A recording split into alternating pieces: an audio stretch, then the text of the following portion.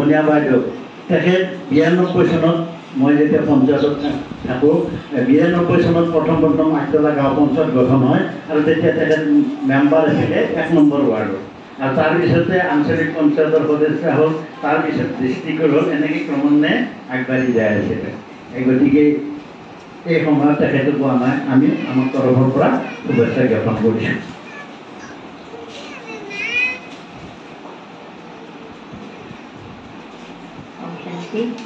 আপোনালোক সকলোৱে স্বয়ং ঈশ্বৰৰ ঘৰলৈ অহাৰ কাৰণে লগতে আজি ৰক্ষা বন্ধন উপলক্ষে আপোনালোক সকলোকে পৰমাত্মাৰ তৰফৰ পৰা বহুত বহুত শুভেচ্ছা যাচিলোঁ।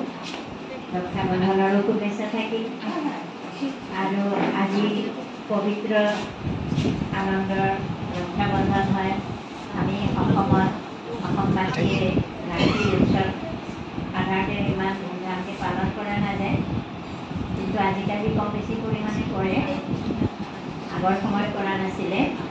আৰু আমি প্ৰজাপিতা ব্ৰহ্মাকুমাৰী ঈশ্বৰীয় বিশ্ববিদ্যালয়ে সকলো ভাই ভনীয়ে আমি ৰক্ষা বন্ধন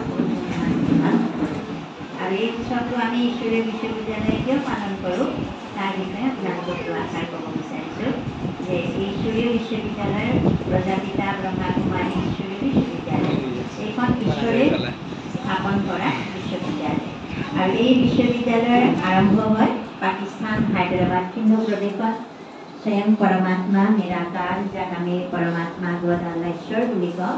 তেওঁ নিৰাকাৰ বা নিৰাকাৰ মিন্স শৰীৰূপী আকৃতি নাই, তেওঁ হ'ল জ্যোতিস্বৰূপ আৰু জ্যোতিস্বৰূপ পৰমাত্মাই তেওঁ আমাৰ সকলোৰে পিতা হয়, জ্ঞানৰ সাগৰ হয়, শান্তি আনন্দৰ সাগৰ হয় আৰু তেওঁ পৰমাত্মাই যি আমাৰ পিতা এই পৃথিৱীত অহাৰ কাৰণে এক সাধাৰণ মানৱীয় তনৰ মাধ্যম তেওঁ অৱলম্বন কৰে আৰু সেই মানৱীয় তনৰ যি অৱলম্বন কৰে সেই ব্যক্তিজনকে আমি ভক্তি মাৰ্গত কোনোৱে ব্ৰহ্মা বুলি কয়, ইয়াক কোনোৱে আদম বুলি কয়।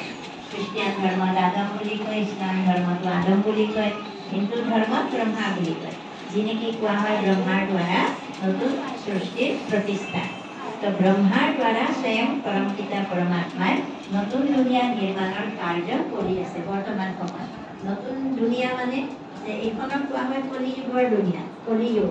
কলি মানে একদম কলি ব্লেক অন্ধকাৰ, যাত নেকি হিংসা ঈৰ্ষা ক্ৰোধ মাৰামাৰি যিবিলাক অত্যাচাৰ অনাচাৰ যিমান বেয়া আছে এই সকলোবিলাক কলিযুগৰ অধৰ্মৰ দুনিয়া বুলি কোৱা হয়। এই অধৰ্মৰ দুনিয়া হয়।